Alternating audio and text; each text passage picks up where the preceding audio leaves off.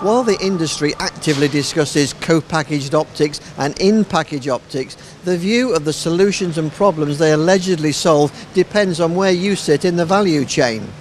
Adit Narasimha of Molex is here to talk about the practical considerations and trade-offs involved. Adit, thanks for talking to us today. Start off by outlining the situation out there in the market. Well, speeds are just getting faster and faster, right? So, hyperscale data centers are on this progression of going to faster and faster switching speeds. So if you look at a switching roadmap now, we're at 12.8 terabits per second with all this 400 gig stuff that's out on the show floor. And we're going to go from here to 25.6 and then to 51.2. And so there are significant issues with density, power consumption, cost, and the cost of optics is simply rising a whole lot in a switching environment. And so co-packaged optics is really one of the industry solutions to what you might consider to be a large number of problems.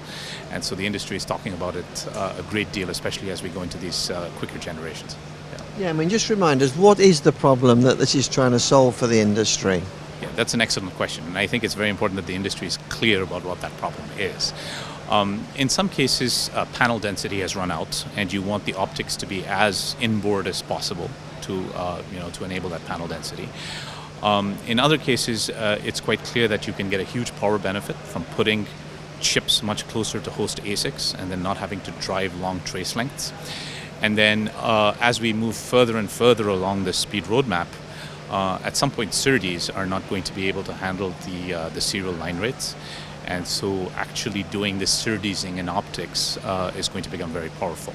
So depending on which generation you look at, depending on which switching generation you look at and which customer you look at, the problem can be a different one.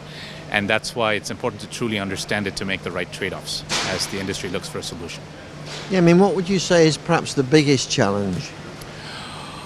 Well, the biggest challenge, I think, is to get this situation right, get this problem statement right, and ensure that the right people are working on the right things. So this industry is somewhat inefficient in the way it spends its R&D dollars.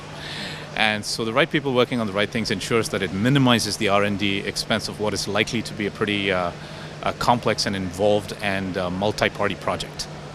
So partition it correctly, state the problem correctly, and a lot of effective things are going to happen. Great, well that sounds good news. Thank you very much for talking to us. Thank you. Thank you, Brian.